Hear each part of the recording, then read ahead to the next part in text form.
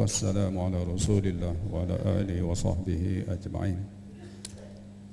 Yang dihormati lagi dikasih Al-Fadhil Ustaz Datuk Hamizan Hamzah yang akan menyampaikan kuliah maghrib kita pada petang ini. Tuan-tuan, perempuan, muslimin, muslimat, hadirin hadirat yang dirahmati Allah, alhamdulillah, syukur kita kepada Allah Subhanahu wa taala yang mana kita telah pun selesai menunaikan kewajipan menunaikan salat pada maghrib secara berjemaah.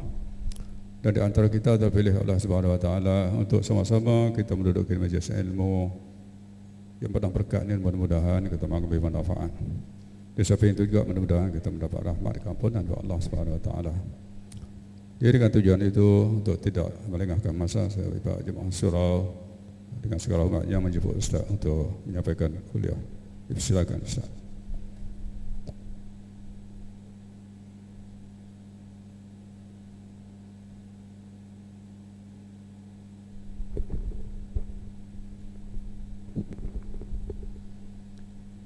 Assalamualaikum warahmatullahi wabarakatuh. A'udzu billahi minasyaitonir rajim. Bismillahirrahmanirrahim. Alhamdulillahi rabbil alamin. Wassalatu wassalamu ala asyrafil anbiya'i wal mursalin wa ala alihi wa sahbihi ajma'in. Qala rabbi shrah li sadri wa yassir li amri wa hlul 'uqdatam min lisani yafqahu qawli. Rabbi yassir wa la tu'assir bitammin bil khair. Allahumma aftah bainana wa baina qaumina bil haqqi wa anta khairul fatihin. Amma ba'd.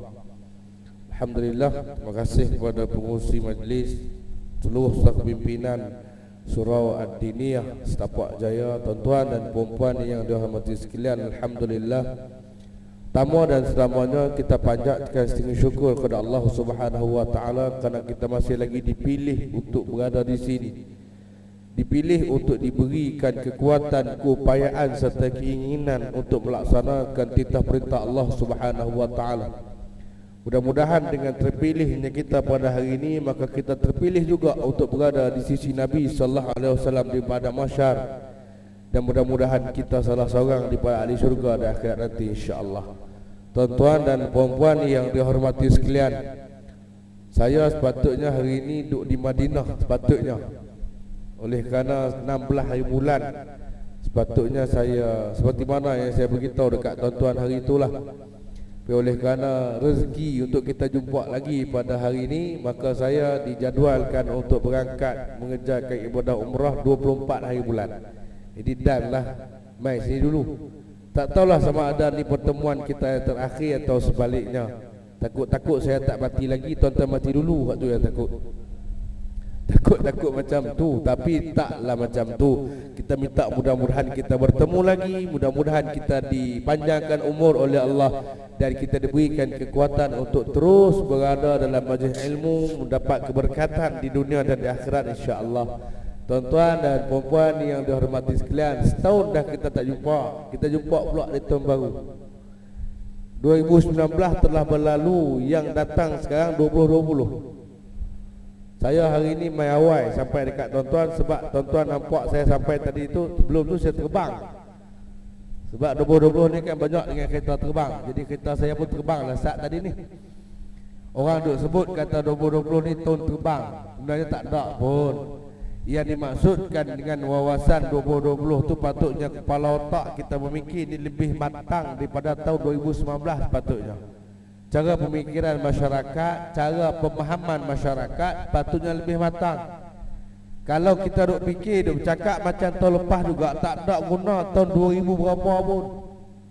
Kalau surau duk setara tu juga, kalau masjid setara tu juga, kalau baca Quran pun tak bertambah. Atau saya sebutlah wawasan 20 berapa pun.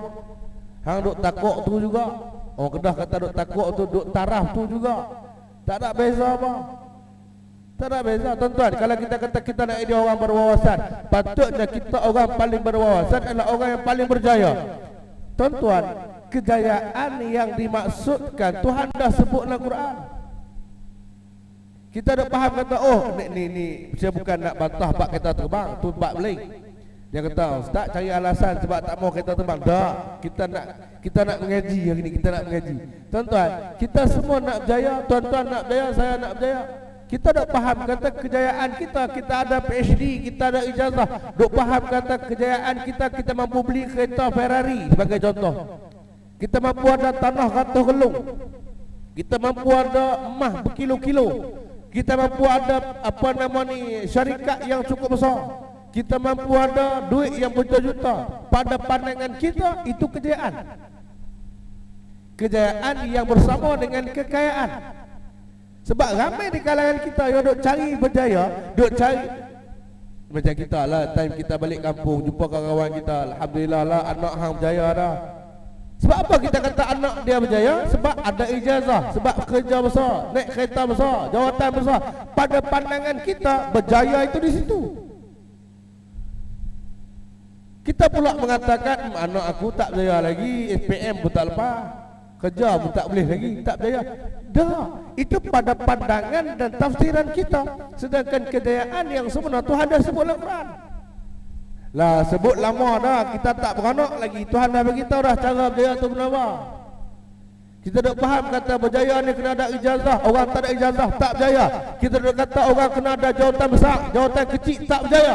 Kita dah kata orang ada duit banyak, orang tak ada duit tak berjaya. Silap. Kita patut hadap mengaji tiap-tiap malam ni kena lebih arif, lebih faham daripada orang lain. Menggelik dia dinding itu kita dah bersadak, takkan tak faham-faham ni. Contoh, kita menggelik tu maknanya licin lah. Duk gesek pimai-pimai. Sebab baru gesek sebab lena. Lena dia menyengguk, dia menggelik lah. Macam buah tasbih tu lah, dia menggelik bukan sebab kata duk berzikir banyak, duk gelitir banyak. Bukan dia berzikir sangat.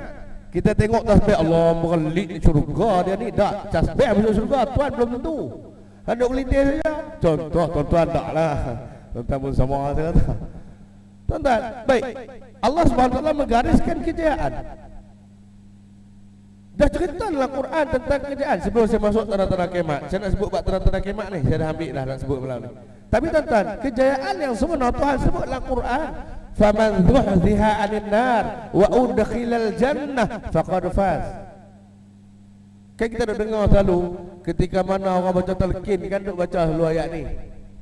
Faman zuhziha 'anil nar wa udkhilal jannata faqad faz wa mal hayatud dunya illa mata'ul ghurur. Inna khalaq, kan kita duk baca ayat tu selalu. Minha khalaqnakum minha, kita baca ayat kan tuan-tuan tak pernah dengar baca talqin. Ayat Quran sebut faman zuhziha 'anil nar wa udkhilal jannah faqad faz. Itu kesimpulan, itu kenyataan yang menerangkan tentang kejayaan yang sepatutnya kita cari. Benar? Faman zuhziha 'anil nar, orang yang berjaya ni Tuhan kata, orang yang terselamat daripada neraka.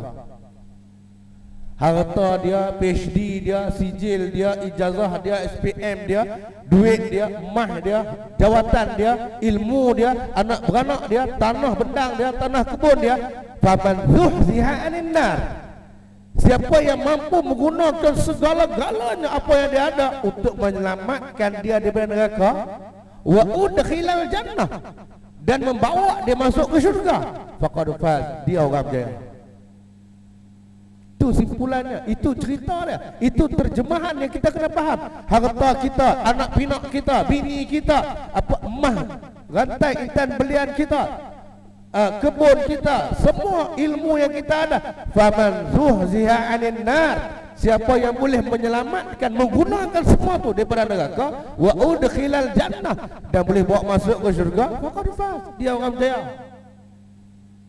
Tuan-tuan, orang kaya bukan tentu syurga ni. Hak paling kaya di dunia lah ni, siapa dia tuan? Hak paling kaya dunia lah namanya Bill Gates. Bill Gates, harta dia 2 tahun lepas, saya tak tahu lah tahun ni berapa ada. Orang duk, dia memang seronok kira harta orang tuan. Dia benda paling seronok sekali kira harta orang. Kita tengok gaji hang sebelah berapa? 5,000. Kita kata, oh banyak gaji hang. Dia gaji orang, gaji kita tak tahu. Bill Gates tuan, dia punya harta dia, aset dia 78 bilion US dollar. 78 bilion tu hak 2-3 tahun sudah, hari ni malam ni tak tahu. 78 bilion US dollar. Kalau dia belanja sehari 1 juta US dollar, dia kena ada berapa ribu tahun nak habis. Kalau dia bagi duit dia tu seorang $10 untuk seluruh makhluk di atas muka bumi yang bernama manusia, termasuk Red Indian, termasuk orang asli di Ulu Tembeling, orang asli duduk di apa nama ni Oroya Belum, orang hak duduk di Sakdadah bawah jambatan tu, semua makhluk hak nama manusia atas muka bumi ni, dia bagi seorang $10, dia ada lebih 3 bilion lagi untuk dia guna. Tuan-tuan, dia macam hak duk bagi RM30 tu lah, hak duk bagi tu kan, contoh kau buat lagu tu lah, contoh dia bagi seorang $10 semua, seluruh, termasuk Red Indian hak duk ada di Los Angeles, duk ada di luar negeri mana macam-macam lah, dia ada 3 bilion. Berapa orang di kalangan tuan-tuan hak duduk di setapak ni, berapa orang di kalangan tuan-tuan hak duduk di setapak ni pernah angkat tangan, ya Allah kau berilah hidayah kepada Bill Gates biar masuk Islam? Ada tak? Kita dah kata mendatangkan pihak laknatullah ni kaya. Kenapa kita kata lagu tu? Memang dia kafir betul. Tapi kenapa kita tak angkat tangan, ya Allah berilah hidayah kepada Bill Gates, kalau dia masuk Islam 78 bilion US dollar, berapa juta, berapa bilion zakat yang dia bayar kepada orang Islam. Kita tak pernah duk kira pun nak panggil dia masuk Islam. Tak ada. Itu masalah kita. Kita dah sebut 10 orang terkaya di Malaysia. Siapa dia? Linggo Tong. Vincent Tan, tambah lagi. Apa nama ni Ananda Krishnan. Kita pernah angkat tangan tak? Tak apalah ada produk monopoli ekonomi itu satu bab lain. Kita bersarah bab lain. Tapi kita di sudut hati kecil kita, pernah tak kita angkat tangan, ya Allah berilah hidayah kepada Ananda Krishnan, kurang-kurangnya duit Maxis Hotlink itu dibagi zakat kepada kita. Tuan-tuan, sebab tu Rasulullah SAW antara orang yang kaya dan minta umat Islam supaya kaya. Sebab dengan kaya umat Islam, maka ekonomi umat Islam yang lain akan bertambah, akan dibantu. Lah hari ni kan khutbah wilayah persekutuan hari ni kan bab zakat. Kan tuan lain tadi cerita untuk menaikkan taraf ekonomi orang Islam antaranya dengan bayar zakat. Beri zakat, zakat pula dia bukan macam jizyah, bukan macam cukai. Zakat berapa bilion duit pun tetap 2.5%. Tetap 2.5%. Walaupun dalam hukum Islam ada juga jizyah ataupun cukai-cukai lain yang boleh dikenakan, dibayar kepada pemerintah untuk menguruskan hal urusan rakyat, maka cukai kita bayar untuk urusan kita. Kita bayar pada kerajaan di mana-mana. Kalau tuan-tuan duduk di Zimbabwe pun tuan-tuan tak kena bayar cukai. Kita bayar cukai untuk kerajaan pulangkan balik, bagi jalan kat kita, bagi tiang elektrik kepada kita. Tiang elektrik duk pasang tu duit kita. Okey, ayat main tolong rasmi. Tu je buat masjid, duit kita. Kita bayar melalui cukai. Sebab tu umat Islam dikenakan zakat, kena bayar zakat, diwajibkan zakat. Saya tengok tuan, hak kaya lah ni orang bukan Islam. Berapa ramai di kalangan kita yang duk tolong kita rupiah, Cina-Cina hak duk keliling rumah kita, hak duk berniaga.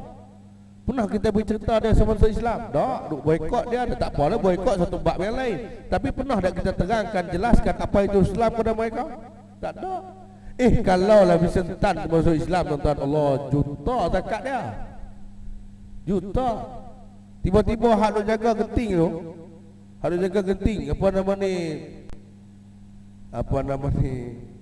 hak duk genting Highland tu kan, harus jaga pusat judi besar, tiba-tiba dia masuk Islam, diubah One World tu jadi tahfiz tuan-tuan. Tak untung kita. Tak, jangan nak kata berapa ustaz ni ceramah lagu tu. Dah jangan kira lagu tu. Allah Ta'ala punya kerja, doa kita kadang-kadang Allah makbulkan. Siapa pernah sangka Sayyidina Umar Al-Khattab, seorang yang ganas, seorang yang bengis, boleh jadi ahli syurga? Nak banding Vincent Tan, nak banding mereka ni dengan Sayyidina Umar, saya rasa ganas Sayyidina Umar lagi. Pernah bunuh anak perempuan. Sayyidina Umar masuk Islam kerana dengar surah Taha. Tuan-tuan, dia bagi adik dia masuk Islam, kemudian duk baca Quran. Taha ma anzalna alaikal Qur'ana litashqa illa tazkiratan liman yakhsha tanzilan mimman khalaqal arda was samawati al-ula ar-rahmanu 'alal 'arsy istawa. Ayat ni selalu orang baca untuk anak-anak kahfut. Ayat ni ayat pelembut hati orang kata. Surah Taha. Taha ma anzalna 'alaikal Qur'ana tasqa illa tadhkiratan liman yakhsha tanzilan mimman khalaqal arda was samawati al-'ula. Tuan apa ayat tu ketika anak tuan-tuan cucu tuan-tuan hak jenis kah perut tu, awak kedah kata kah dai. Ni tak dengar cakap tu, tiup di ubun-ubun dia. Tiuplah 3 kali ke 4 kali kan, tapi sebelum tiup tu gosok gigi dulu lah. Gosok gigi dulu habis tiup tak tahu Allah dah hisap okok surya tadi. Tiup di ubun-ubun dia, baca surah Alam Nasrah, Al-Insyirah, Alam Nasrah, Laqasatra dan sebagainya, baca habislah. Boleh lembutkan hati. Orang perempuan pun sama juga, kalau lelaki jenis kata tak dengar, tiup di ubun-ubun dia. Tiup. Orang perempuan balik, tiup di ubun-ubun suami. Kalau jenis cakap tak dengar, pukul 4 pagi tak balik lagi, duduk kedai janda, tiup. Baca ayat surah Taha tu, tiup. Tak dengar juga, ambil tempat kasut, buh tandai tu, betul. Sampai baca, sampai hentam. Tak, saya normal dengar, tapi berapa ramai di kalangan kita berfikir tuan-tuan, Khalid Abdul Walid, Khalid Al-Walid tuan-tuan, hak jadi panglima perang jahiliah masuk Islam, menjadi panglima perang di belah Islam. Kenapa? Doa kaum muslimin. Ambil pendekatan yang baik, perbetulkan kawan-kawan kita, perbetulkan generasi kita, dalam masa yang sama kita menjelaskan Islam kepada orang yang bukan Islam, dan tarik orang Islam masuk kepada orang bukan Islam masuk kepada Islam. Banyak kebaikan dan kelebihan kepada Islam. Tuan-tuan dan puan-puan yang dirahmati Allah, cukup sebagai mukadimah. Sebab lah ni macam-macam tuan-tuan, bulan 1 2020 ni macam-macam kes timbul, macam-macam benda timbul, yang berbagai-bagai perkara yang kadang-kadang kita ni jenis orang kita ni tuan-tuan, dia jenis cepat terkejut, cepat melantah. Kita ni dapat berita apa-apa terus telan, tak boleh, dia kena kunyah dulu. Sebab tu kadang-kadang kera bagus juga, kera tu pernah tengok kera dia makan pisang, dia bukan telan terus, dia simpan di kongkong dah ni, bagus kera. Sebab tu kera payah kena racun, sebab disimpan tu dia rasa racun, dia kehek dia buang. Hak ada rajin mampus dia tak apa, hak dia bewak telan terus. Apa yang mai, sebab tu dalam Quran kata in ja'akum fasiqun binaba'in fatabayyanu, datang satu benda, datang kepada kamu seorang yang fasik, siasat dulu. Fatabayyanu, maka siasat terlebih dahulu, jangan terus telan. Ada benda yang betul, ada benda tak betul, jangan telan terus, jangan, siasat dulu. Ambil masa 5 minit. Betul tak betul ni cerita ni, betul tak betul cerita ni, tahu biar betul, kata fakta tu tepat, baru kita sebarkan. Tuan-tuan dan puan-puan yang dihormati Allah, saya tak mau ceramah bab panjang-panjang, 8 suku dah. Di antara tanda-tanda hari kiamat yang seterusnya, tak ingat nombor apa, Nabi sallallahu alaihi wasallam bersabda, antalidal ummatu rabbataha wa antara hufatal urata alatan ri'a asyai yatatawaluna bil bunyan. Akan datang ketika mana Jibril alaihissalam bertanya kepada baginda Nabi sallallahu alaihi wasallam berkenaan dengan tanda-tanda akhir berlakunya hari kiamat. Antara tanda-tanda berlakunya hari kiamat, Rasulullah sallallahu alaihi wasallam bersabda, jika budak wanita telah melahirkan tuannya, serta apabila kalian melihat orang-orang bertelanjang kaki dan tak memakai baju, yakni para penggembala kambing, berlomba-lomba meninggikan bangunan. Hadis yang diriwayatkan oleh Muslim. Rasulullah bersabda, Rasulullah kata, di antara tanda-tanda berlakunya hari kiamat, yang pertamanya dalam hadis ini, apabila wanita-wanita melahirkan tuannya. Seperti mana hari ini ibu-ibu melahirkan anak, kemudian anak itu perhambakan mak dia, maka itu yang banyak berlaku, anak deraka. Contoh paling mudah tuan-tuan, kita beranak 4-5 orang, tak ada duit nak hantar nursery, nak jimat, hantar dekat mak kita belah anak kita. Orang tua tu dah nak angkat tangan, tak larat, kena jaga anak kita pula. Lambat bagi susu, kita marah mak kita pula. Jadi itu paling simple, saya tak mau hurai panjang lagi ya. Sebab tu tanda-tanda berlakunya hari kiamat, apabila wanita-wanita melahirkan tuannya. Apabila wanita melahirkan tuannya, maka di saat dan ketika itu hampirnya berlaku kiamat. Saya tak mau hurai sebab tahun lepas saya hurai dah benda tu, dan saya yakin tuan-tuan lupa. Hurai lupa dah tu. Sebab tu senyap, macam tak biasa dengar, dia nak sebut dah. Dia biasa Biasa tuan kita ni hak mengajak semalam pun lupa dah. Bukan nanti hak tak lupa. Bukan nanti hak kuliah, bukan nanti ilmu hak kuliah. Tanya nama ustaz hak ceramah minggu lepas pun tak ingat. Bukan nama kitab, nama ustaz pun lupa. Saya duduk kuliah di Ampang 4 tahun dah. Sampai kelar nama tak pernah betul. Nama dia pun tulis di whiteboard tu kan. Dia pun tulis nama tu. Malam ni kuliah sekian. Daripada 4 tahun sudah sampai kelar tak pernah kenal. Hak nu huruf M tak ada, hak ni tak ada, A tak kipak saya pun nama macam-macam. Tu setara nama saya, nama kitab tak tulis lagi tu. Kau tulis nama kitab saya kata jadi kolej. Akhir zaman tu tuan. Orang dulu kalau zaman tuan-tuan mengaji dulu kan. Zaman tuan-tuan masuk pondok dulu ni.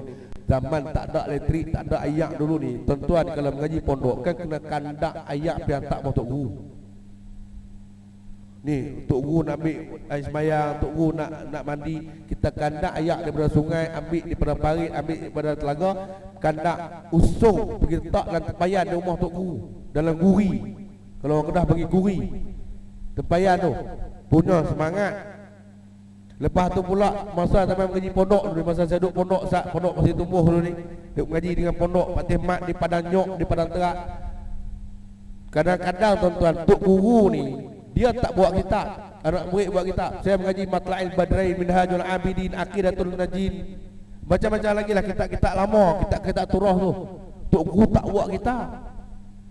Tok guru main di sila sipuh tu. Qalal musannif rahimahullahu ta'ala wa nafa'ana bi ulumihi fid daraini amin. Hari ni bab sekian pam dia baca. Hak dok dobit, hak dok tulis tu kita. Kita mengaji pondok. Ngaji pondok. Lah ni ustaz seorang yang buat kitab, anak murid harap tak buat. Bukan tuan-tuan tempat lain. Tuan-tuan tak buat. Tuan-tuan hafal kitab belakang. Sebab tu saya tak bawa kitab juga. Cemuy, saya seorang buka surat mana, bukan ada sebab betul. Masa kita duduk mengaji pondok dulu ni, kita boleh ingat sebab kita tanda di ujung. Kita tanda di ujung, berhenti tang mana, baris mana, muka surat berapa. Kita beritahu kat Tok Guru, baris bawah, muka surat 16, 3 daripada bawah. Tok Guru pun qalal musannif rahimahullahu ta'ala, dan adapun bab puasa, dia baca tu. Apa? Zaman dulu lah saya pergi beritahu malam ni bak ke berapa atau semuanya. Bukan tahu apa. Bukan tuan-tuan tempat lain. Sebab tu yang tuan-tuan kita kena ingat. Dia biasalah mana-mana pun. Mana-mana pun lagu tu. Sebab kalau ustaz, sebab tu zaman lah ni banyak ajaran sesat. Ustaz tu pun dia tak buat kitab, dia pakai buh ikut dan dia. Hak yang dengar pun tak ada rujukan. Pakai kata betul dia tu. Tu jangan tuan, tak boleh. Dia kena ada sesat juga. Ada apa nama rujukan. Baik. Dan apabila budak-budak wanita atau wanita-wanita telah melahirkan tuannya, serta apabila kalian melihat orang yang bertelanjang kakinya. Tuan-tuan kena ingat, telanjang ni Rasulullah kata bukan telanjang badan, telanjang kakinya. Mana tak pakai kasut tu. Ulama faham dah ni. Yang Rasulullah sebut bertelanjang kakinya dan tak memakai baju, yakni penggembala kambing, maka mereka ini berlomba-lomba meninggikan bangunan. Maka pada saat itu hampirnya dengan hari kiamat. Ulama membahaskan hadis ini, siapakah yang dimaksudkan dengan orang yang tak beralas kaki dan berlomba meninggikan bangunan. Tuan-tuan, disebutlah hadis ini orang yang bertelanjang kakinya dan tak memakai baju serta mengembala kambing. Dan tuan kena ingat, ada hadis yang mengatakan la bu'isan nabi illa bu'iyal ghanam. Tidak akan dibangkitkan seorang nabi kecuali dia belah kambing dulu. Nabi-nabi terdiri daripada bangsa Arab. Dan ulama menafsirkan hak dikatakan golongan yang kaki bertelanjang, tak pakai baju dan mengembala kambing, mereka ini adalah orang-orang Arab. Maka bila berlakunya perlombaan meninggikan bangunan untuk orang-orang Arab, maka itu tanda berlakunya kiamat. Saudara tengok jauh kan, tengok jam Mekah, clock tower antara dulu yang paling tinggi di Arab Saudi, sekarang nombor 3 di dunia. Sekarang dah turun sikit kot, dah ada banyak lah. Macam kita kan, kita di Malaysia ni yang paling tinggi dulu ni di Asia Tenggara, KLCC. Dia ada 88 tingkat, 400 meter, tak ingat dah. Lah ni tak puas hari dah, akan ditutup rekod KICC. Ada satu lagi bangunan tinggi di Malaysia, namanya TRX. TRX tu duduk dekat Jalan Tun Razak, dekat Zouk depan tu. Zouk tempat tu, Zouk tempat depan rasmi tudung bangun itu. Depan rasmi tudung bangun ni kan. Ada TRX, Tun Razak Exchange. Hak yang di apa nama ni, dekat Jalan Tun Razak tu kan. Hak tu 100 berapa tingkat saya tak ingat dah. Saya tak hafal benar-benar tu. Tapi 100 tingkat akan memadamkan rekod KICC. KICC ni antara yang tertinggi tuan, masuklah ranking dunia tu. Lah Burj Khalifa di Dubai dah menang melawan KICC. Tapi Tun Mahathir ni dia orang cerdik, dia kata tak apalah, depa tinggi-tinggi pun dah satu, kita rendah pun dah dua.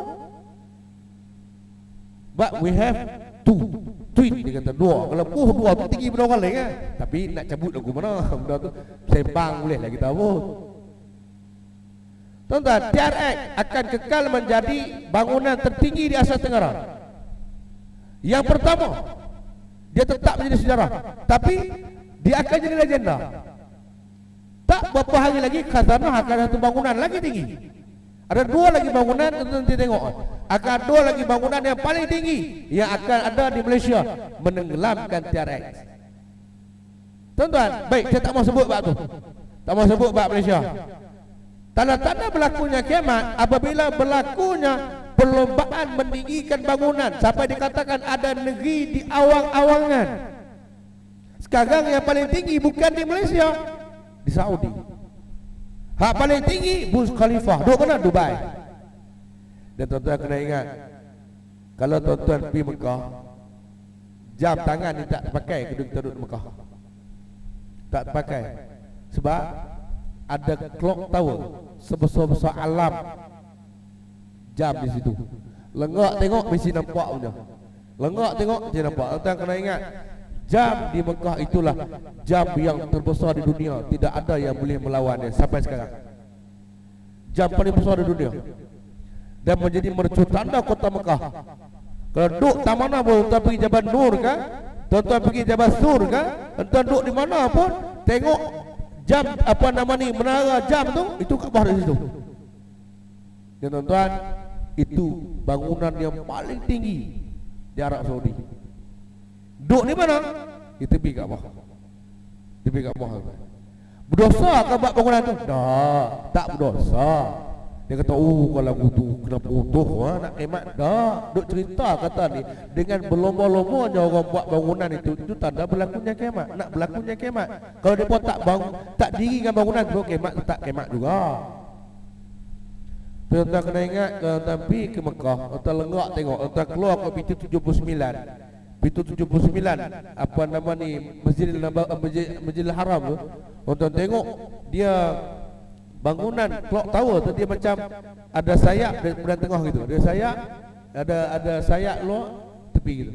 Tengok di atas tulis waqaf lil haram al-waqaf al-Malik Abdul Aziz lil haramain asy-syarifain. Tuan kena baca, tulis warna hijau, ada tulisan Arab tu, tulis waqaf al-Malik Abdul Aziz lil haramain asy-syarifain. Bangunan sebesar-besar alam tuan-tuan tu wakaf daripada King Abdul Aziz kepada dua haramain asy-syarifain. Bangunan tu wakaf untuk Masjidil Haram dengan Masjid Nabawi. Sebab tuan-tuan kalau masuk Masjid Nabawi, masuk Masjid Mekah, dia bukan masuk bukan macam kita masuk surau Ad-Diniyah. Masuk surau Ad-Diniyah tabung kiri kanan. Tabung kiri kanan, tabung tak juga. Tabung saja. Masuk depan ada tabung, kiri ada tabung, kanan ada tabung, semua ada tabung. Setelah masuk Masjid Nabawi, masuk Masjid Mekah, tak ada tabung. Tak ada. Kalau nak cari tak ada. Kalau nak sedekah ada cuci-cuci tu. Hak tu boleh sedekah. Tabung tak ada. Tuan-tuan dia buat usul lah. Saya usulkan kepada kerajaan Saudi, buatlah tabung untuk kami menderma. Tak usah ada usul. Sebab bangunan sebesar alam tu waqaf al-Malik Abdul Aziz lil haramain syarifain. Wakaf Raja Abdul Aziz untuk Masjid Mekah dengan Masjid Nabawi. segala apa nama ni aset dia, segala keuntungan dia untuk hotel tu, cateringnya, restorannya, bilik-bilik hotelnya, semua itu untuk Masjid Mekah dengan Masjid Madinah. Berapa tuan-tuan? Saya baru ni tengok dalam Agoda, dalam apa nama Trivago, tengok dalam booking.com saja saya tengok. Duk godek-godek telefon saya tengok. Tuan-tuan, di Safwa tu, di apa nama ni Clock Tower tu, dia ada hotel sampai hak melengkung atas. Hotel semua. Dan saya tengok 10 malam akhir di Pullman. Hotel-hotel mewah tu, Hilton ada, apa nama Movenpick ada, apa Safwa Hotel semua tu. Banyak hotel-hotel mewah situ. Tuan-tuan, satu malam untuk 10 malam akhir Ramadan, satu malam di Pullman di atas Clock Tower tu ada satu bilik ataupun 2-3 bilik lah. Satu bilik itu harganya 153,000 satu malam. 153. Tuan boleh tengok booking.com tu dia. Tapi mungkin dah harga tu akan berubah naik lagi sebab 10 malam akhir Ramadan pahalanya ya Rabbi. Orang bila orang kaya, orang kaya yang nama Islam ni 150,000 pun tak apa. Sebab apa? Sebab duit tu wakaf untuk Masjidil Haram, Masjid Nabawi. Tak masalah. Kita tak payah sampai jual tanah duduk situ. Duk hotel biasa pun tak apa. Jangan aku kalau gitu nak kena pergi jual tanah oleh 3-4 kalung nak duduk situ, tak usah lah. Duk hotel lain pun tak apa. Ini maknanya tuan-tuan, sebesar-besar alam bangunan tu diwakafkan untuk Masjid Mekah, Masjid Madinah. Hotel-hotel sekali tu paling murah pun Hilton hak belah sana sikit tu 4,000 ke 7,000 satu malam. Satu malam, bukan satu bulan.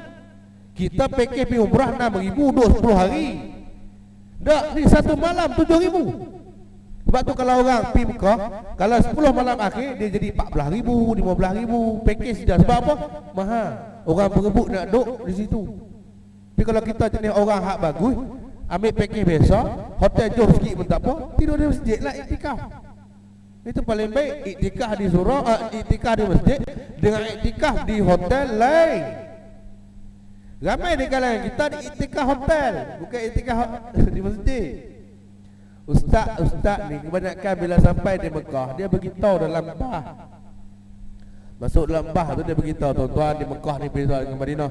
Madinah kelebihan 1,000 pahala tu hanya di dalam Masjid Nabawi saja. Di Mekah ni akan dapat 100,000 pahala di mana saja asalkan di tanah haram. Hak ni hak jadi haram. Oh, dia kata ustaz ceramah hari tu di mana saja asalkan di atas tanah haram dapat 100,000. Duk hotel sudah dia kata. Tu yang duk hotel, gerak tak bakit lah. Saya biasa bawa orang jadi lagu tu. Tak apa, tahu ustaz pergi dulu Macam semayang zuhur. Waktu semayang zuhur tuan, kita gerak, jom kita pergi semayang. Tak apa, pergi dulu sekejap saya pergi. Kita balik semayang zuhur ini. Kan kalau kita pergi package umrah kan lepas bayar zuhur kan orang makan lunch, ada makan tengah hari. Tengok dia duk lap misai dah. Kita kata, celaka ni makan bersama. Kalau hang masuk dalam masjid, mesti hang balik kali dengan aku. Kita pun tanya, tak pergi masjid kah? Dia kata, mana boleh tak pergi masjid. Sejak dia tu imam dia kata. Sejak dia imam. Waktu tu saya duduk di hotel Hanif Firdaus di Syariq Ibrahim Khalili di Andalusia. Saya bukan bawa orang, saya bawa jemaah, pergi sebagai jemaah. Tetapi pergi sana orang jadikan cara sebagai mutawif. Kita pergi jadi jemaah, bukan kita mutawif, tapi orang jadikan kita mutawif. Duk ceramah tambah kat kita pun. Tuan-tuan, saya tanya dia, hang sembahyang masjid mana? Orang lain baru balik, hang balik, hang dah siap makan dah. Oh, dia kata siap jadi imam. Siap jadi imam. Saya kata, kemah, aku pun tak nak jadi imam di Mekah. Rupanya tuan-tuan, di bawah hotel tu ada tempat orang jual pisang, jual sayur-sayur, jual kurma tu kan. Puak-puak tu dia ada bilik satu, dia jadi macam surau. Boleh ada 15 orang. Duk sembahyang situ. Dan dia tak imam. Balik kampung, aku dia tadi pelantik jadi imam di Mekah. Orang pakat cium tangan lah. Sebab imam Mekah bukan senang. Sebab Sebab apa? Sebab dia kata sembahyang di Mekah ni di mana saja 100 ribu. Oh, tak ada lagu tu. Yang paling afdal sembahyang dalam masjid dalam Masjidil Haram. Yang lebih afdal sembahyang bertentangan di depan Baitullah, menghadap Kaabah, nampak Baitullah, bau besar pahala dia. Ribu-ribu kilometer kita pergi. Kau setakat tidur kat hotel, main duduk Concorde dekat Kuala Lumpur. Main duduk Concorde Kuala Lumpur. Habis duduk dekat apa nama Hilton di Kuala Lumpur, duduk di Sunway Putra Hotel di Kuala Lumpur, menghadap Kaabah situ juga. Jauh bukan main, nak duduk di hotel. Tuan-tuan pun salah seorang daripada kalangan tu juga. Mesti punya cuba tanya orang pergi Mekah, hak pernah pergi haji, ada tak hari tidur sembahyang di hotel tak pergi sembahyang masjid? Ada. Tak larat ustaz, lenguh tu. Jauh. Dia kata tak apa, ada kelonggaran, ada rusuh. Tuan-tuan, orang hak mengaji ni dia mesti akan ada alasan. Ceramah mengikut mana pun. Tak apa, dia kata Allah Taala mengetahui. Jadi kita pun berhenti saya kata Saudara kata apa? Kita kata jomlah pergi masjid, jalan kaki sikit, kita hotel jauh. Tak larat ustaz, dia kata. Kita main jauh ni kelebihan. Tak apa, Allah Ta'ala mengetahui. Kita pun senyap cakap tu. Ambil serban, ambil jubah, jalan. Ingat tak erti tuan-tuan. Oh, orang Melayu ni pandai jawab. Tak mahu macam tuan-tuan, sama juga. Sebab apa saya tak tahu? Sebab belum pergi umrah dengan saya. Cuba pergi sekali tengok. Aku tahu orang. Tuan-tuan, tuan-tuan dan perempuan ni ada betul. Sebab itulah tuan-tuan. Baik, bila sebut kata pergi Mekah sampai puluh-puluh ribu, ratus-ratus ribu, akan ada satu lagi tuan-tuan Rasulullah sebut. Akan ada akhir zaman orang pergi Mekah, pergi umrah atau mengerjakan haji bukan lagi untuk beribadah, bukan lagi untuk merendahkan diri, tapi untuk bermegah-megah dan juga untuk atas alasan perniagaan. Ini juga antara tanda-tanda berlakunya kiamat, tuan-tuan. Lah orang seronok pergi Mekah, tunjuk travel mana dia pergi, naik kapal terbang besar mana, jubah beli dalam kedai mana, kurma hak mana dia beli, nak tunjuk orang tu. Kurma ajwa, tuan-tuan, Allah Ta'ala tunjuk kat kita kalau kita faham, tuan-tuan. Kurma ajwa ni, kurma Nabi orang panggil tu kan. Kurma tu kurma paling murah di zaman jahiliah dulu ni. Rasulullah makan tu kurma hak yang, tapi Allah angkat martabat dia jadi kurma yang paling mahal. Nak banding dengan rutok, nak banding dengan mata-mata lain, banyak lagi hak besar-besar. Besar lengan pun ada buah kurma. Tapi kenapa hak yang paling baik kurma Nabi? Sebab Allah angkat martabat dia. Nak bagi faham kat kita, hak yang Rasulullah makan tu ada kelebihannya. Benda yang murah tapi ada kelebihannya. Jadi mahal lah, tuan-tuan. Nak bagi kita zuhud, nak bagi kita rendah diri, hak kita duk banyak mahal-mahal, tu kurma hak tak ada kelas pun kalau kita ikut. Tapi Allah angkat martabat dan kemuliaan kurma tu. Sebab tu kita pergi sana semua pakai pesan kurma Nabi satu, kurma Nabi sekilo.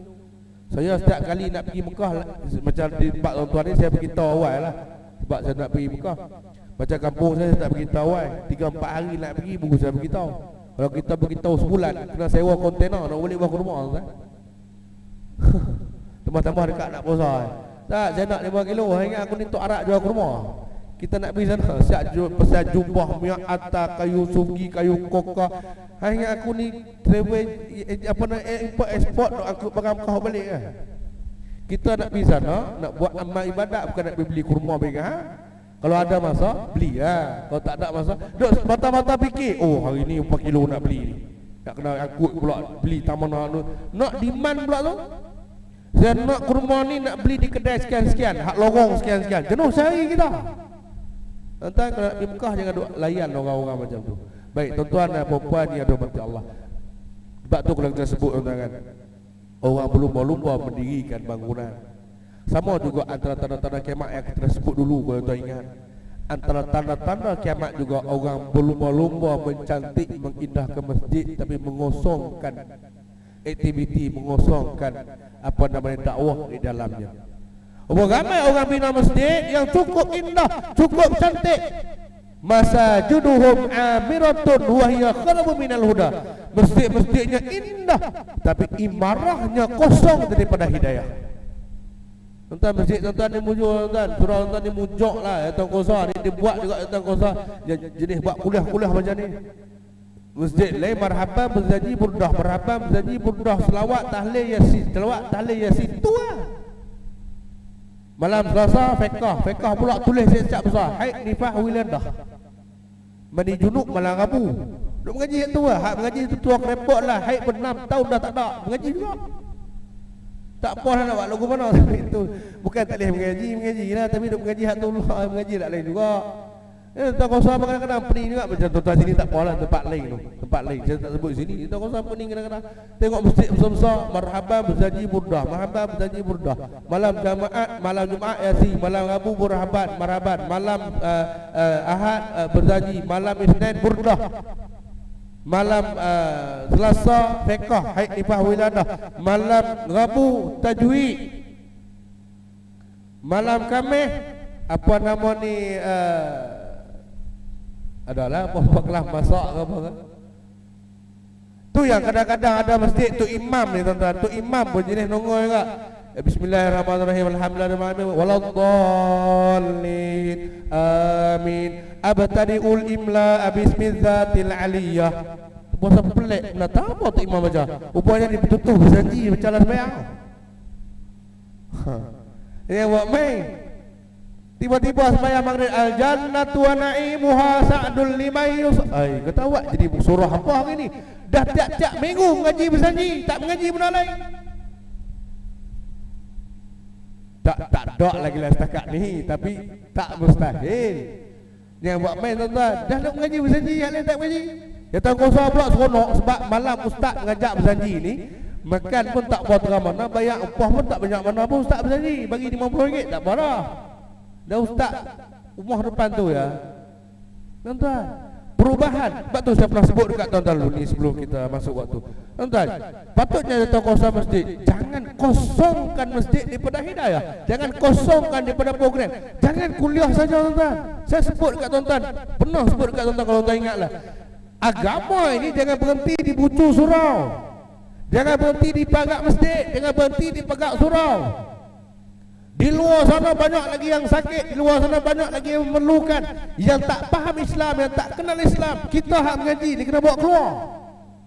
Siapa dia yang paling bertanggungjawab? Orang yang diberi tanggungjawab. Siapa dia? Orang 10 masjid, orang 10 surau. Oh, bahasa orang kampung, oh 10 surau lah. Kalau ada jemaah kita sakit, kita bawa tak duit masjid pi? Tak, duk kera tabung tak cukup duit, kera tabung tak cukup duit. Bukan sini, tempat lain, sini tak apa. Tak ada masalah sini. Kadang-kadang tengok sampai saya pergi satu masjid, sama tak sebut masjid mana, kalau sebelah-sebelah tuan-tuan ni lah. Ada masjid besar baru lagi tuan-tuan. Saya pergi kuliah. Masjid tu baru 3 tahun. Tengok dia punya duit 170,000. Banyak. Penyata kewangan 170,000. Baki di dalam bank ada 150,000 lebih. Bil elektrik sebulan baru 4,000. Dia punya pendapatan satu bulan, satu minggu, tabung Jumaat hampir 8,000. Darat juga dengan 4. Saya tanya dia, ada store tak sini? Saya tanya, belang-belang melawak sambil dengan apa nama jantan kosa. Saya baru duduk minum kan, biasalah lepas kita kuliah kan ada minum. Dia melawak dengan jantan kosa. Saya pergi kuliah situ, bukan kuliah saya ganti orang. Saya pergi tengok dulu waktu maghrib, saya tengok orang kenyataan. Ui, banyak duit dia bang. Waktu duduk minum saya tanya dekat apa nama dia tahu kosa, sini ada store. Dia kata store apa? Store simpan-simpan barang-barang ni ada. Dia kata penyapu, penyodok semua ni. Saya kata tak, store beras ada di sini. Store minyak ada tak? Store beras, gula, kopi, susu. Oh, kita tak ada lagi tu. Dia kata 170,000 tu. Kalau ambil 7,000 sudahlah. Hang boleh beli 700, kurang 600 kapit beras 5 kilo. Hang boleh berbagi dekat asnah-asnah di kawasan sana. Kenapa hang tak buat? Saya tak katalah macam tu. Saya kata kurang-kurang 170,000. Dia memang cerita dia kena rendang. Saya kata patut 170,000 tu boleh ada store simpan beras. Saya kata untuk bantu asnah. Dia kata kami tak terfikir lagi. Bila nak fikir 3 tahun dah masjid ni. Hak duk kiranya nak pasang kapet baru, nak pasang sejadah baru. Bagi Bilal azan dulu. Saya kira sambung sikit sebelum kita berhenti insya-Allah.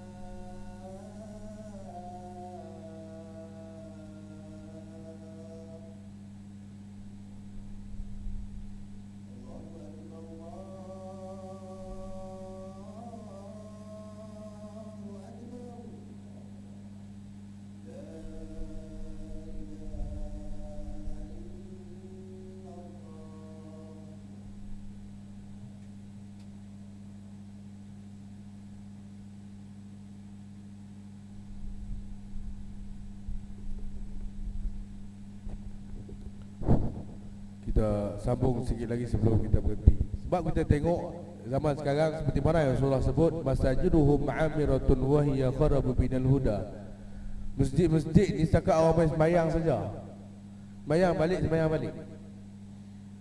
Seolah-olah kita hanya tempat sembahyang. Memanglah masjid itu tempat sembahyang semata-mata, tapi kalau fungsi masjid itu sebenar, surau itu sebenar, tempat penyebaran Islam, memperkenalkan Islam, mendamaikan. Dulu orang-orang zaman Rasulullah kalau dia bergaduh di rumah, bergaduh di pasar, bergaduh di padang, bergaduh di sawah, bergaduh di kebun, dia main damai di surau. Main di masjid, surau tak ada. Bergaduh di pasar, berdamai di masjid. Bergaduh di rumah, berdamai di masjid. Lah, aman di pasar, main bergaduh di masjid. Ini masalah. Ini bukan sini juga, sini bukan masjid, surau. Ini masalah. Main bersurau, bergaduh. Main surau mesti bergaduh. Oh, dia tu celaka betul. Dia ni tak betul. Ini penyakit yang kita kena ingat. Tuan-tuan, bila kita masuk saja ke surau, setan pun masuk sekali. Tuan jangan ingat kata setan tak ada dalam surau. Lagi besar kita berzikir, lagi besar tasbih kita pegang, lagi besar setan kita belakang. Kadang-kadang lagi banyak kita berzikir, lagi banyak kita dihantui oleh setan-setan yang kita tak nampak. Ini masalahnya. Sebab tu tuan-tuan, kita kena lebih kepada ingat mengapa kita diciptakan dan ke mana kita akan dibawa di akhirat nanti. Baru tuan-tuan, masjid-masjid patut lebih berperanan. Datang kuasa surau, datang kuasa masjid lebih menjaga kebajikan.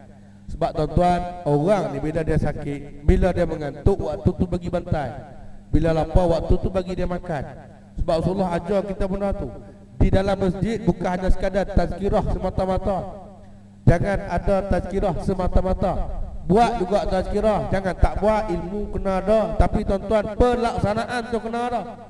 Apa kata kalau lepas ni tuan-tuan buat kan, lepas ceramah, oh malam ni kita pilih 2 buah keluarga yang kita akan ziarah. Depa ni ada masalah asnaf, depa ni miskin. Jom kita semua ahli jemaah kita pergi rumah dia. Kita pergi bagi sumbangan rumah dia, ambil duit tabung. Jangan duk nak kutip tambah pula, ambil duit tabung hak ada. Itu cadangan, bukan cadang tuan-tuan, cadang tempat lain. Tuan-tuan tolong beritahu tempat lain. Kalau gitu. Tuan-tuan tak puas ini. Kita malam minggu ni kita pilih satu rumah kita nak pergi, santuni dia. Okey, kita pergi makan rumah dia, apa nama, berukhuwah dengan dia, tanya khabar dia, apa masalah dia, sakit lagu mana. Islam mengajar kita macam tu. Kita lah ni bila orang tak main masjid, orang tak main surau, kita kata buat ni kan boleh pakai. Surau tak dah main, kita pernah tanya ada apa masalah dia. Kita pernah selami ada apa masalah dia. Kita tak tahu dalam periuk dia tak ada apa satu, dalam apa namanya kuali dia tak pernah ada minyak untuk digoreng, tak pernah ada ikan untuk digoreng, tak pernah fikir benda tu. Islam suruh kita jalinkan ukhuwah, ta'awun, membantu mereka. Duk himpun duit banyak-banyak nak buat benda sama. Kan ada dividen apa-apa dah tabung. Bukan marah ni sebut. Tuan-tuan dan perempuan yang ada masalah, saya berhenti sekat tu. Banyak lagi malam ni tak ada jamuan lagi. Kata ustaz malam ni cengih sangat tak nak makan. Balik saja. Naya, tuan naya saja. Jangan main. Baik, kita balik pada benda saya sebutkan tadi. Saat ini tuan-tuan kena ingat, Rasulullah fokuskan tuan-tuan. Rasulullah fokuskan tanda-tanda berlakunya hari kiamat adalah bila mana orang Arab berlomba-lomba mendirikan bangunan mencakar langit. Jangan sekarang kalau ikut rankingnya, dia dalam kitab yang saya sebutkan tuan-tuan. Saat ini 3 di antara 5 bangunan tertinggi di dunia berada di tanah Arab. 3 di antara yang tertinggi di dunia, 5 tertinggi di dunia berada di tanah Arab. Yang lari tuan-tuan, Dubai Towers, ketinggian dan 445 meter. Tuan-tuan, di tanah Arab ni, di luar negara, depa lah ni, depa mengira bangunan itu bangunan paling tinggi dan termasuk bangunan ranking tertinggi setelah melepasi 100 lantai ke atas, 100 tingkat ke atas, baru termasuk ranking bangunan tertinggi. Sebab tu KSG tak masuk dah, sebab dia 88 dah, tak masuk dah. Sebab lah ni ada yang lebih tinggi. Baik, Dubai Towers ada 445 meter, 100 tingkat lebih. Dubai Towers duduk di mana? Tanah Arab. Dia ni nombor apa? bangunan kelima tertinggi di dunia, tuan-tuan. Yang ke seterusnya Burj Khalifa hak duk di apa nama ni Abu Dhabi, duk di apa nama ni negeri Arab juga. Ketinggian dia 820 meter. Nombor berapa? Nombor 2 tertinggi di dunia. Duk di mana? Tanah Arab. Tak lama lagi ni nak siap dah. Akan ada satu lagi bangunan yang akan dibangunkan di Jeddah yang paling tinggi di dunia, paling tinggi di tanah Arab, dan bahkan menenggelamkan bangunan-bangunan yang lain. Dia bangunan yang paling tinggi di dunia. Tinggi dia setinggi mana? Setinggi 1 kilometer, 1000 meter. Apa namanya? Namanya The Kingdom Tower. Tuan-tuan, berlumba-lumba nak buat. Kita sebut tadi Malaysia lepas KLCC ada TRX, lepas tu ada Khazanah punya bangunan, apa nama saya tak ingat, tapi POMP punya tu ada nak buat lagi tertinggi di Asia Tenggara. Di sana Allahu Rabbi berlumba-lumba melakukan bangunan pencakar langit. Dan pada masa yang sama, tuan-tuan, Imam Malik pernah berpesan. Imam Malik, bukan Imam Malik kampung kita ni, Imam Malik bin Anas. Dia kata, apa guna kita bina bangunan pencakar langit dalam masa yang sama kita meruntuhkan akhlak dan moral masyarakat di celah-celah bangunan tersebut. Tuan-tuan, bukan salah bina bangunan, tapi dengan kemodenan yang ada, jahanamnya anak bangsa kita. Kenapa, tuan-tuan? Karena disalah artikan, disalah guna. Tak salah bina bangunan, binalah. Tak salah bina masjid. Bina masjid elok, pintu elok, ada sliding door, ada pula grill. Bila ada grill pula adanya lock, adanya mangga. Baguslah moden, tapi jangan duk kunci setiap hari. Nak bagi sembahyang pun tak boleh kunci. Sembahyang luar tak boleh, ustaz, kalau tak kunci habis kipas-kipas depa curi. Patut pun curi, duit tabung banyak tak guna, ambil curi. Bila nak tukar? Contoh tu bukan maknanya bukan suruh curi, tak kita tengok buat macam apa nama cerita apa nama ni 3 April pula lelong amat ni 10 punya tu, jangan lagu tu. Tak makna, tuan-tuan, kita laksanakan satu, kita buat satu benda tu atas jalan Allah, kita akan selamat dunia akhirat. Tuan-tuan dan puan yang dihormati Allah, akhir zaman orang akan berlumba-lumba melakukan contohnya atas nama kebaikan, tapi sebenarnya tidak berlaku kebaikan. Tidak berlaku kebaikan. Tuan-tuan dan puan yang dihormati Allah, saya berbalik kepada Sabah. 3 hari, 4 hari saya duduk di Sabah baru ni. Saya pergi ke beberapa kawasan. Saya pergi ke Sandakan, Beluran, Libaran, Batu Sapi. Saya pergi ke beberapa tempat atas misi dakwah dan juga jelajah kebajikan. Duit tuan-tuan bagi saya bawa pergi. Kita pergi ke 2 tempat yang paling dahsyat. Pertama ni di Kampung Sampah. Isu yang paling besar di Sabah ni adalah isu kerakyatan. Di sana ada orang Sulu yang duduk di Sabah. Sulu tak mengaku rakyat dia, Malaysia tak mengaku rakyat dia. Depa ni ada tapi tak ada kerakyatan. Kalau beranak dah minta kerajaan kena bayar paling kurang 4,000. Depa ni tak ada pekerjaan, tak boleh masuk universiti swasta, tak boleh masuk ni sebab tak ada IC. Tak ada kerakyatan. Itu paling besar. Dan majoriti mereka ni Islam. Saya pergi baru ni, walaupun saya beritahu tuan-tuan, tuan-tuan jangan beritahu orang tak? Saya beritahu tuan-tuan, saya bawa sumbangan dia bagi dekat golongan tu baru ni. Macam tuan-tuan nak buat bagi sumbangan dekat Palestin, bantu kat Syria, bantu dekat apa Rohingya. Depa tu bukan warga negara Malaysia, tapi depa tu warga negara Islam. Depa tu warga Islam yang kita wajib bantu. Selagi mana mereka mengucap 2 kalimah syahadah, seperti mana Erdogan kata, selagi mana mengucap 2 kalimah syahadah, di situ ada saudara aku. Saya pergi tuan-tuan berbagai NGO, berbagai orang-orang politik hentam saya. Sebab pergi tolong orang-orang yang tak ada kerakyatan. Tapi tuan-tuan, tak ada kerakyatan pun mereka ada agama. Tak dibinakan masjid, tak dibinakan surau.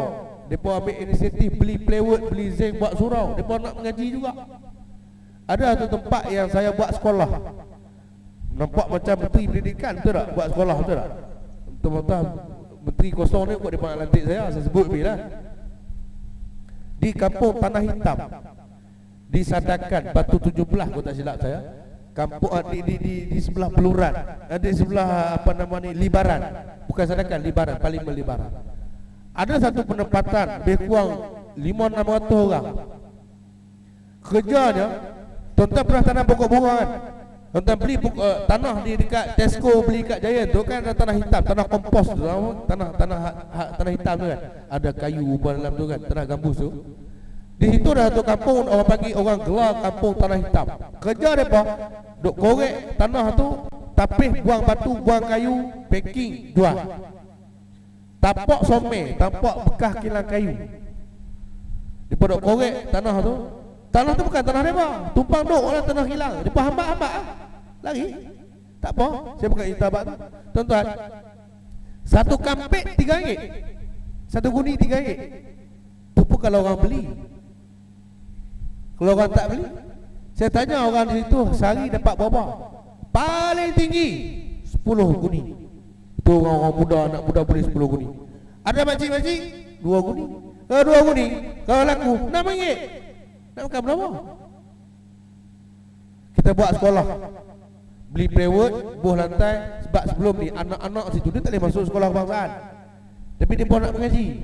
Adalah guru-guru volunteer hak sukarelawan ni hidup mengajar. Hari hujan dia pun tak mengaji. Macam mana nak mengaji? Becak lumpur penuh, sebab tak ada lantai. Kita cari duit sikit buat lantai, buat dinding. Adalah macam yang kelajianan dah tengok gambar kat Ju pun saya bagi beruni gambar. Kita buat lebih kurang 20 kaki kot luah dia, 20 kali 20, 30 kali 20 untuk mereka mengaji situ. Alhamdulillah.